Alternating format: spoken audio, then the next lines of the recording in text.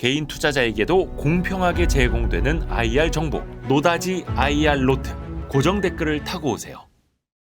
자, 여기서부터 이제 중요한 질문 들어갑니다. 그러면 주주환원 시대가 만약에 진짜로 열린다. 대한민국 기업들이 달라진다. 이제 네. 꿈틀댄다 하면 어떤 기업들에 투자를 해야 됩니까? 이거 명품 우량주라고 써 있는데. 사실 이제 우량주들과 굉장히 크게 맞닿아 있는 부분이기도 해요. 주주환원에 유리한 게 사실 우량주들이거든요. 예. 결국에는 자산가치와 수익가치를 모두 가진 기업들. 자산가치라고 하면 아까 말씀드린 대로 저 PBR이 아니라 시가총액 대비 순유동자산을 많이 가진 기업. 네. 예를 들면 이제 현금 및 현금 등가물과 투자 자산들이 사실 중요한 거고, 그보다 더 중요한 거는 벌어서 줘야 되잖아요. 기업의 어떤 수익가치, 어떤 현금 흐름이 깨졌을 때는 배당도 못하게 되기 때문에 그런 부분에서 그 기업의 어떤 수익가치가 높은 자산가치와 어떤 순유동자산 가치와 수익가치가 모두 높은 기업들 중에서 어떤 자본 배분 정책이 변화한다든지 스스로 아니면 외부의 어떤 그런 요구로 인해서 아니면 세대 교체나 세대 교체와 같은 어떤 지배구조의 변화가 바로 생기면서 네. 자본 배분이 이제 바뀌는 그런 기업들이 필요한 거죠. 그러니까 그런 부분에서 제가 설명을 조금 더 드리고 싶어요. 네네네. 서두에도 말씀드렸지만 네. 왜 저 PBR의 중심이 아닌지 실제로 주주환원의 어떤 기업들의 수혜인지를 좀 설명을 드리기 네네네. 위해서 간단히 어차피 와이스트릿 구독자분들은 이제 네. 수준이 높으시기 때문에 그럼요. 예. 간략히만 말씀드리겠습니다. 저희가 이제 PBR 사실 주가의 수준 대비 그러니까 자산가치 대비 주가의 수준이 얼만큼인가를 측정하는 지표인 네. 거잖아요. 이 PBR은 사실 뭐 시가총액을 네. 순자산으로 나눈 값이기도 하고 네. 이거를 사실 주가를 주당 순자산으로 그렇죠. 나눈 값이기도 하거든요. 네. 순자산은 저희가 이제 자기 자본이라고 부르기도 하고 예. 근데 이제 이 PBR이 사실은 저평가돼 있다라는 거에 있어서 사실 북이 굉장히 중요하다라고 앞서 말씀드렸고요. 네. 근데 이 PBR을 또 다르게 표현을 하면 ROE 곱하기 PER이거든요. 네. 근데 이제 ROE가 정말 중요한 지표다라는 거는 다들 아실 거예요. 왜 지표하냐? 사실 이제 주주들 입장에서는 주식회사에 투자를 해서 주주들의 입장에서는 이거 자체가 수익률의 근간이 되는 값이거든요. 네. 그만큼 투하한 자본 대비, 에쿼티 대비 리턴, 수익을 벌어들이는 거기 때문에 그렇죠. 결국에는 이제 PBR이 사실 올라가야 된다라고 하면 부가치가 건실하다라는 어떤 조건 하에서 네. ROE가 올라가거나 PER이 올라가야 되거든요. 이제 먼저 PBR이 올라가기 위해서는 사실 PER이 올라가거나 ROE가 둘 중에 하나는 올라가야 네. 되는데 네. 사실 PER이 올라간다라는 거는 어떻게 보면 이건 시장의 평가에 가까워요. 그렇죠. 저희가 멀티플이라고 부르잖아요. 그렇죠. 저평가돼 있을 수도 있고 고평가돼 있을 수도 있는데 네. PER이 올라가기 위해서는 보통 PER이 낮은 기업들 같은 경우에는 성장이 좀 부족해서 그런 경우가 대부분이거든요. 네. 그래서 PER이 올라가기 위해서는 기업이 성장을 해주든지 그렇죠. 아니면 재평가가 이루어지든지 시장의 재평가에 시장에서 좀 비싸게 사주던지. 네 그런 어떤 것들이 필요한데 네. ROE 같은 경우에 핵심이 될 수밖에 없는 게 기업이 자본 배분 정책을 통해서 실제로 ROE를 올려서 PBR을 올릴 수 있기 때문이에요. 네. 그러니까 ROE 자체가 순이익을 자기 자본으로 나눈 값이거든요.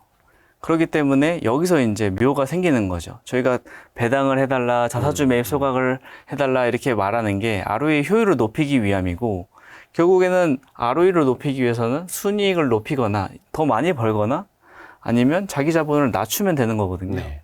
이 자기 자본을 낮추는 방법으로 사실은 배당 지급을 하면서 그 기업이 가지고 있는 이익 잉여금에서 배당금으로 사용을 하는 거죠. 네. 자기 자본이 낮아지기 때문에 ROE가 올라가고 그게 아니라고 한다면 자사주 매입을 하면서 꼭 해줘야 될 게 소각을 동반해주면 자기 자본이 또 낮아지기 때문에 그렇죠. 또 ROE가 올라갑니다. 이 어떤 흐름을 통해서 결국에는 주주환원을 통해서 주주들의 주당 가치가 올라간다, ROE가 올라간다, PBR이 올라간다라는 건 이런 흐름에 의해서 저희가 그 가치를 얻게 되는 거거든요. 그렇죠. 사실 배당만 하더라도 이거는 뭐 직접적으로 저희가 체감을 하는 거니까요. 근데 이런 어떤 자사주 매입 소각이 정책화된다면 저희가 투자 수익을 얘기할 때 항상 복리를 얘기하잖아요. 그런 거 마찬가지로 매년 3%씩 우리 기업은 소각을 한다. 자사주 매입 소각을 한다라고 하면 거기서도 복리 효과가 똑같이 일어나서 ROE 상승률이 더 복리로 이렇게 누적이 되기 때문에 주주들의 주당 가치도 복리로 더 크게 높아지게 되는 거거든요. 거기에 대한 믿음이 있는 거예요, 미국 시장은. 아하. 30년 동안 해왔으니까요, 바이백을. 그쵸. 꾸준히 해왔으니까. 네, 이 방향성이 쓰게 되면 사실은 시장의 재평가인 이 PER도 같이 반응할 가능성이 굉장히 높습니다. 네, 그러네요. 자본 정책의 어떤 신뢰, 그걸 가지고 사실 주주들도 수익 배분을 정당하게 받아가기 때문에 멀티플도 같이 올라갈 수 있거든요. 그렇죠. ROE가 높아지면 ROE가 네. 높아지는 만큼 야 효율적인 기업이다 우리가 투자하자 이러면서 또 돈이 몰릴 수 있고 투자 심리가 좋아지는 거죠. 맞습니다. 그래서 이런 어떤 흐름들을 통해서 저희가 주가가 장기 우상향할 수 있게 되고 기업에 투자한 주주들의 주당 가치가 크게 올라갈 수 있는 거죠. 네. 저는 그래서 그런 바람도 가져봐요. 우리나라 기업들이 주주 환원율 얼마로 가져가겠다. 얼마를 배당하고 자사주 매입을 하겠다라고 매년 공시하면 어떨까. 네. 그러니까 예측 가능성이잖아요. 사실은 제일 중요한 게. 그렇죠. 그래서 그걸 보고 주주들이 주주 환원을 할 의사가 있는 기업이구나. 아니 없구나. 그냥 혼자 꽁으로 먹으려고 하는 기업이구나. 아이고 저기 내가 쳐다보도 보지 말아야지. 네. 이걸 좀 구분할 수 있도록. 그래서 저는 나쁜 회사입니다. 저 혼자 다 먹을 거예요. 막 이런 회사 그렇게 하시라고. 네. 빨리 투자자들이 좀 알고 그 근처에도 좀 안 가게끔. 왜냐면 순진한 분들은 이제 모르고 저도 예전에 많이 그랬거든요. 네. 그 저희 모두가 그랬죠. 악덕인 줄 모르고 그래서 사서 물리고 아이고 회장님 한 번만 봐주세요. 제가 잘못했습니다. 막 이러고 한 번만 탈출시켜 주세요. 이러고 있고. 네. 주주 환원 좀 미리미리 좀 공시하는 그런 대한민국 상장사들이 되기를 좀 바랍니다. 그리고 또 하나.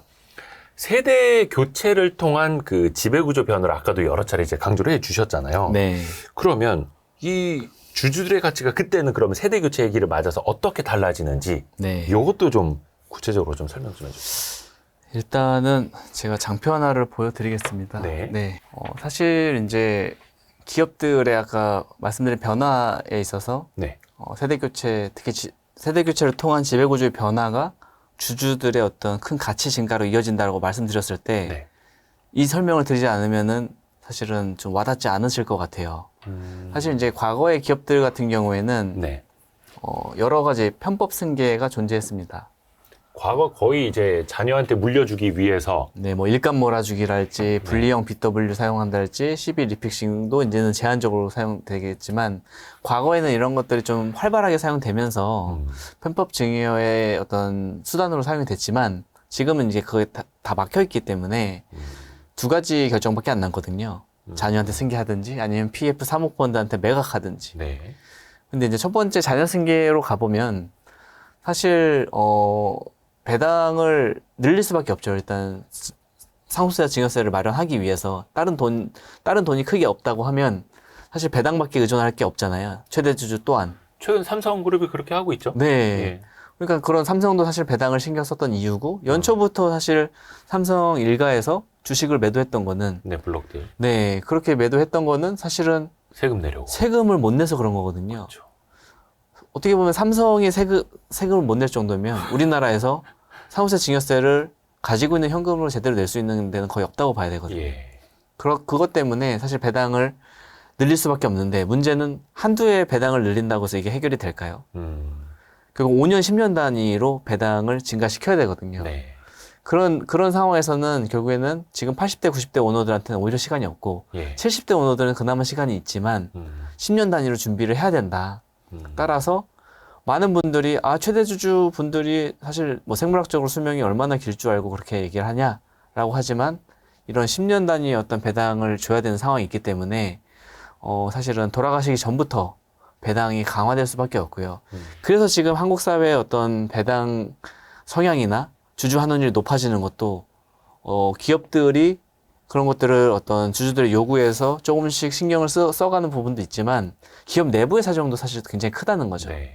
그것들이 맞물려지는 거고 예를 들면 다음 승계 이후에는 그럼 어떻게 될 거냐? 그럼 그런 흐름이 끊기냐라고 봤었을 때 아까도 말씀드렸지만 배당은 너무나도 소중한 재원이기 때문에 줄일 수가 없습니다. 세금을 사실 바로 납부하는 경우는 거의 드무니까요. 그렇기 때문에 배당은 이미 계속 많이 하고 있고 아까도 말씀드렸다시피 이렇게 다음 세대 경영진 입장에서는 자사주 매입 소각을 하면 거리낌이 없어요. 네. 아까도 말씀드렸지만 그런 자사주 매입 소각을 통해서 2세 경영자의 어떤 지분율을 높일 수 있는 합법적인. 근데 그 과정에서 일반 주주들도 다 같이 얻어가는 거거든요. 그리고 나서 다음 경영자 같은 경우에는 신성장을 도모합니다. 네. 기업의 성장 동력을 마련해야 되기 때문에 아무리 아버지가 50년 동안 뭐 철근왕, 방직을 해서 방직왕이라고 불리는 사람이어도 아들이 방직왕, 철근왕을 꿈꾸는 사람은 없거든요. 네. 그건 당연히 시대가 달라졌기 때문이고 하고 싶은 것도 듣고 싶은 것도 네트워크도 사실은 다 미국 중심이에요. 그렇기 때문에 그런 어떤 신성장 산업을 하고 싶어 하고 성장 동력을 찾고 싶어 하는데 그 과정에서 자본이 필요하지 않습니까? 그것 때문에 사실 비영업 자산을 매각하게 됩니다. 어떤 토지나 건물 이런 것들을 매각하면서 신사업에 어떤 투자를 새롭게 하는 거죠. 그것을 통해서 자산 효율화까지 일어나기 때문에 이런 자본 효율화, 자산 효율화를 통해서 자산 가치가 높고 수익 가치가 높은 기업들이 지배 구조의 어떤 변화, 그리고 자본 배분 정책의 변화, 그리고 어떤 주주 환원을 통해서 어떤 기업의 가치가 높아지는 거죠. 이러한 현상이 사모펀드한테 매각됐다고 해도 다를까라고 하면 똑같다는 겁니다. 그렇죠. 일단 요즘에는 과거에는 수년금 가지고 있는 거 잘 인정 안 해줬어요. 예. 근데 예를 들면 예전에 현대 HCN이라고 예. 케이블 회사, 음. 저희 케이블 TV 회사 있지 않습니까? 네네네네. 그 회사 같은 경우에는 뭐 영업이익은 한 연간 500억 정도 버는데 수년금이 한 4천억 있었거든요. 네. 근데 시총도 4천억이에요. 예. 그러니까 둘 중에 하나 가치는 없었다는 거죠. 예. 초저금리 시대 때는. 그렇지만 이제 그때 당시 때도 이미 스카이라이프가 케이블 TV를 인수하기 위해서 기업을 분리를 시켰거든요. 네네. 인적 분할을 시켰는데 네네네. 그 과정 속에서 이제 사업제 자회사였던 케이블 TV는 매각하고 나머지 회사는 이제 순현금만 남은 거죠. 근데 여전히 시총이 4천억이거든요.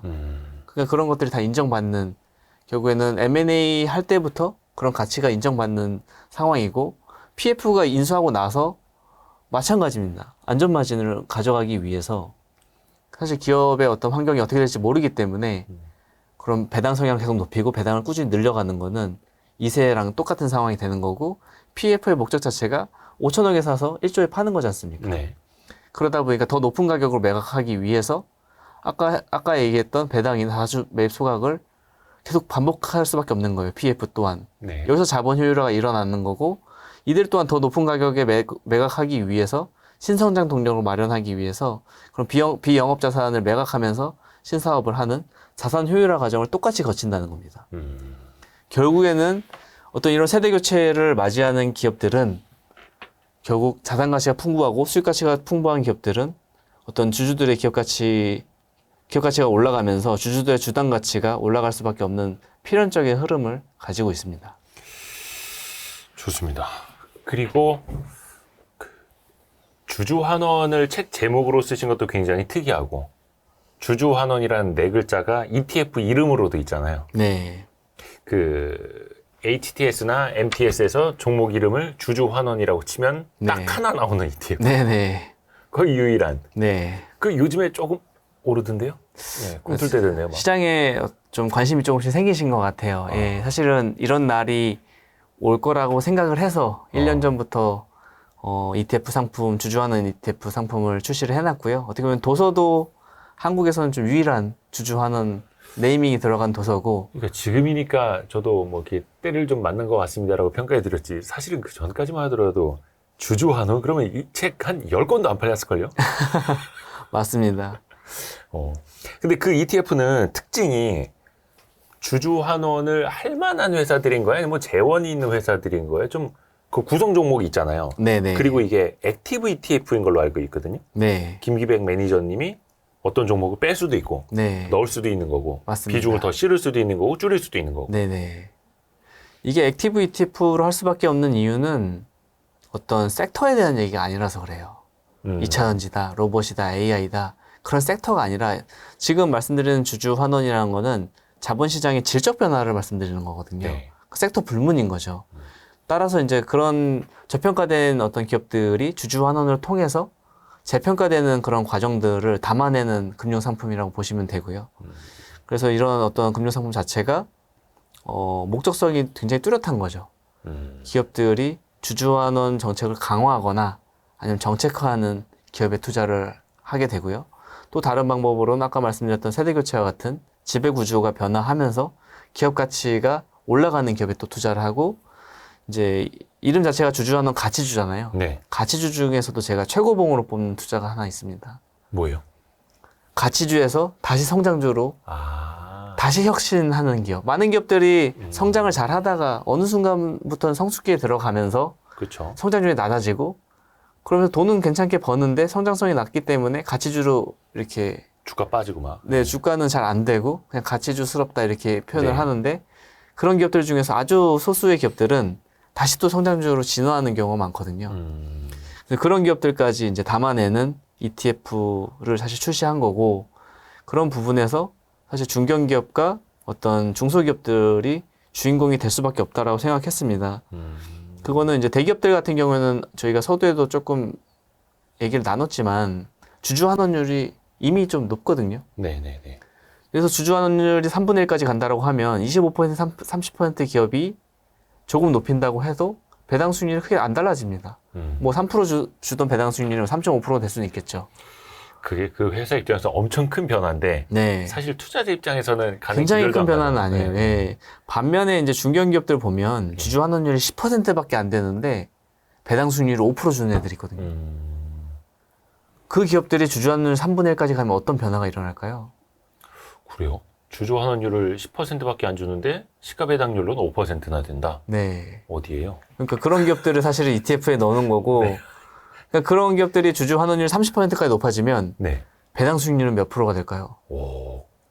3배. 네, 15%가 되는 거죠. 오. 사실 주가가 100% 올라도 7.5%의 배당 수익률이 된다는 거는 자본시장이 그렇게 저평가의 상태로 두지 않게 만들거든요. 어디예요?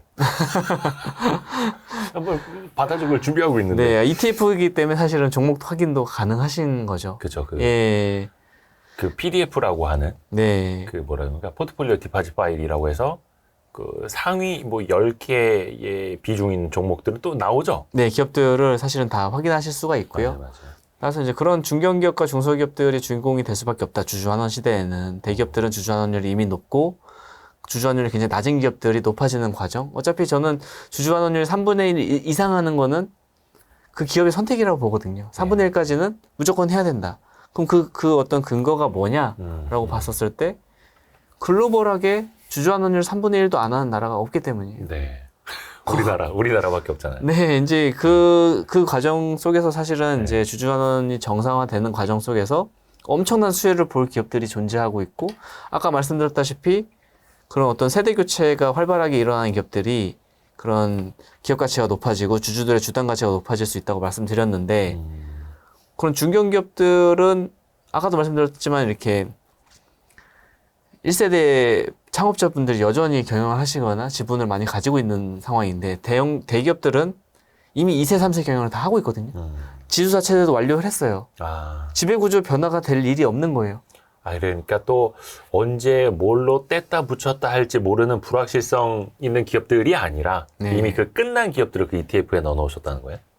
아, 그 지배구조 변화가요? 네. 아니요, 그런 건 아니고 네. 앞으로 될 거라는 그러니까 다시 설명을 드리면 이제 대기업들 같은 경우에는 이 지주사 체제도 완료했고 2세, 3세 경영을 넘어갔기 때문에 네. 지배구조의 변화가 될 일이 없다. 완료가 됐는데 완료가 됐기 때문에 지배구조의 변화가 없기 때문에 매력적이지 않은데 중견기업이나 중소기업들은 1세대 창업주들이 아직도 경영하고 지분을 많이 가지고 있기 때문에 그런 어떤 지분의 승계 과정에서 바뀌어질 수밖에 없는 자본의 배분 정책, 주주환원 정책 그 변화의 수혜를 사실은 녹여내기 위해서 이 상품을 만든 거거든요. 제가 조금 의심이 많아서 혹시나 근데 그 중견 중소기업들도 소액주주들에게 불리하고 대주주에게만 유리한 방식으로 지배구조를 이렇게 개편할 수도 있잖아요. 그렇기 때문에 사실은 제도적인 부분도 좀 필요한 거고요. 예. 예를 들면 의무공개 매수 제도랄지 그런 어떤 기업들의 인적 분할 시 신주 배정 금지하겠다라고 나오는 것들이 네, 이번 지금 연초부터 정부가 지금 나오고 있잖아요. 예. 그런 것들이 제도적으로 보완이 되면 어떤 일반 주주들의 어떤 가치 훼손될 일이 굉장히 적어지는 거죠. 그리고 그 기업들은 또 발로 뛰면서 찾아다니면서 어느 정도 좀 동태 파악도 좀 하고 계시는 거고요. 그렇죠. 이제 저는 기업들을 미팅을 할 때 사실은 보통 투자자들은 예. 내가 투자하고 있는 기간 동안에만 예. 주로 미팅을 하는 경우가 많아요. 음. 근데 이제 저는 기업들을 한번 미팅을 하면 계속 미팅을 해서 10년째 미팅하고 있거나 8년째 미팅하고 있거나 이렇게 반복해서 하고 있기 때문에 네. 그 기업의 어떤 영업 현황만 물어보는 게 아니라 이런저런 얘기를 많이 하게 되거든요. 그 회사의 어떤 설립 스토리부터 시작해서 그런 경영진의 어떤 성향, 최근 바뀌는 어떤 동향, 뭐 이런 것들까지 대화를 나누다 보면 그런 어떤 기업들의 질적인 변화도 사실은 파악할 수 있다는 거죠. 그런 흐름들을 녹여낸 어떤 상품이고 그런 상품이 한국에 없었다고 생각했기 때문에 제가 주주환원 가치주라는 ETF를 만든 이유입니다. 요거는 그 ETF 맨 앞에 있는 브랜드는 ACE로 시작을 하고 요게 한국투자신탁운용의 네. 홈페이지 들어가 보시면 그 ETF 상품을 보실 수 있습니다. 이런 거는 한국투신운용에서 참 협찬도 주고 YST 도와주고 하면서 하면 참 좋은데 네. 그럼 광고 절대 아닙니다. 광고 아닙니다. 근데 또 뭐 해주신다면 저희가 마다하지는 않는데 일단 광고 그런 거는 아니고요. 네. 근데 우리가 좋은 거는 김기백 펀드 매니저님이 700개 기업을 커버하고 있고 네. 한 1100개 기업을 탐방을 하고 있고 네. 근데 이제 그 중에 알짜가 한 10 몇 개 들어있는 거죠. ETF 상품에 지금 한 40개 정도 기업들이 들어있고요. 거기 이제 알로 들어있고 우리는 꽁으로 먹고 꽁으로 먹는 건 아닙니다. 어차피 거기에 또 운용 보수가 있는 거잖아요. 그럼요. ETF도. 예. 그 이 책에도 보면은 명품 우량주 뭐라 해야 돼? 8가지인가요? 그 고르는 방법? 네, 유형을 제가 소개를 해놨죠. 유형. 예. 근데 요거 하기는 시간이 또 너무 많이 흘러서 대표적인 명품 중소형 우량주 유형 중에서 한두 가지라도 좀 알려줄 수 있을까요? 네, 일단은 제가 앞서서도 말씀드렸지만 이제 가장 제가 투자를 하면서 정말 놓치고 싶지 않은 투자는 가치주에 있는 기업이 성장주로 혁신하는 기업을 제일 좋아한다고 말씀을 드렸는데 이제 예를 들면 과거에 지금은 너무나도 2차전지 소재 성장주로 각광받고 있는 포스코 퓨처엠 같은 회사도 네네네. 10년 전에는 포스코 캠텍 시절 때 그때는 굉장한 가치주였거든요. 예. 7, 8년 정도는 주가가 계속 기어 있고 이익은 계속 많이 버는데 예. 어떻게 보면 과거의 산업이 좀 너무 좀 구산업이다. 라는 그런 인식이 강했기 때문에 그 제철소에 들어가는 뭐 화학 소재 납품하는 네, 내화물이라 자회사. 그래서 어떤 고로의 어떤 그 고요를 견뎌내야 되는 네네네. 그런 제품이다 보니까 어떻게 보면 철강에서 사용되는 소재 회사일 때는 시장에서 안 알아줬지만 2차전지와 같은 그런 성장 산업으로 갔었을 때는 사실은 그런 어떤 큰 어떤 변화를 했던 것처럼 어떤 그런 기업들의 유형이 있을 수 있겠고 또 다른 유형으로는 글로벌 최고의 경쟁력을 가진 기업은 의심하지 말자라는 또 얘기를 제가 하기도 했어요. 글로벌 최고의 경쟁력을 가진 기업이 우리나라 중소기업 중에 있다고요? 있습니다. 네. 오, 그래요? 보통은 사실 대기업을 통해서 성장하는 기업들이 많았거든요. 그래서 대기업에 납품해서. 네. 삼성이나 현대차나 네, 하이닉스나. 네, 그렇지 않더라도 기술력만으로 사실 세계에서 이 회사를 대체할 수가 없는 그런 회사들이 있습니다. 예를 들면 예전에 이제 리노공업이라는 회사가 이제 반도체 반도체 검사용 소켓핀을 만드는 회사인데 그 회사 같은 경우에는 지금도 뭐 어떤 회사가 됐든지 간에 삼성 하이닉스는 물론이고 나머지 뭐 TSMC나 인텔이나 엔비디아나 모든 그런 기업들이 사실은 반도체 칩을 설계하고 그걸 제조하는 과정에서 테스트를 먼저 해봐야 되잖아요. 그리고 양산용에서도 사용되고 그런데 그런 어떤 제품을 대체가 안 되거든요. 다른 기업들로. 그런 기업들 같은 경우에도 이제 과거에 이렇게 이제 부산 탐방을 가면서 되게 설렜었던 그런 경험들을 사실 책에 이제 적어놨죠. 리노공업은 그 VIP 자산운용의 최준철 대표님도 여러 차례 말씀하신 회사이기도 하죠. 맞습니다. 저보다 더 또 10년 전에 예, 그 앞선 10년. 네, 또 그때도 투자를 하셨었고 제가 이제 탐방을 가던 시기에도 사실은 여러 IT에 대해서 가치 투자자분들이 조금 어려워하시는 투자자분들이 많으세요. 근데 이제 그 기업에 대해서만큼 다들 평가를 좋게 했었거든요. 10년 전에도. 근데 그런 기업들은 결국에는 이제 시장의 어떤 반도체 산업이니까 사이클은 있지만 결국에는 큰 성장을 이뤄내는 근간은 그 기술적 경쟁력을 보유한 기업들이라는 거죠. 근데 또 한동안 리노공업도 주가가 많이 떨어졌던 때가 있었는데. 네. 그렇죠. 그래서 이제는 뭐 좀 다 한 거 아니냐, 운이 다 한 거 아니냐 이랬었다가 또 최근에 뭐 반도체 종류도 다양해지고 온디바이스 AA라는 어떤 수혜도 있는 하면서 모습인데 또 주가 쫙 올라와 갖고 네. 아이고 그때 살 걸 또 하고 근데 이거는 그냥 예시. 네네. 과거에 이제 예시를 말씀드린 거고요. 그래서 이렇게 계속해서 발굴을 해야 하는 거고 발굴하면서도 그게 한 10년 이상 꾸준히 또 업데이트를 해 나가야 할 필요성도 있는 거고 사실 그게 또 아무나 됩니까? 그게 아무나 안 되니까 사실 뭐 펀드라든지 간접 투자 ETF도 또 필요한 거고요. 네. 마지막으로 오늘 어떻게 이제 긴 시간 주주 환원에 대해서 역설을 해 주셨는데 네. 투자자분들한테 좀 당부하실 말씀이라든지 네. 조금 우리가 마인드 세팅을 좀 해야 할 필요성이 있다라든지 네. 몇 가지 당부의 말씀 좀 부탁드릴게요. 네. 사실 지금 주주 환원이라는 것은 네. 이제 이게 만약에 단순히 저 PBR의 테마로 올랐다가 빠지면 너무나도 저희가 소중하고 아쉬운 기회를 놓치는 거거든요. 그냥 한 달짜리 테마. 네, 그게 아니라 주주 환원을 통해서 지배주주와 일반 주주의 이해관계가 일치되고 그로 인해서 코리아 디스카운트 코디를 해결할 수 있는 그걸 코디라고 하나요? 제가 지금 그냥 지어봤습니다. 네. 별다줄. 네, 코디를 사실은 해소할 수 있는 네. 그런 어떤 사회적 어떤 방향으로 가야 된다고 보고요. 그런 것들이 어느 한 주체가 되는 게 아니라 아까도 말씀드렸다시피 투자자들의 어떤 사회적 변화, 그걸 언론도 함께 해야 될 거고요.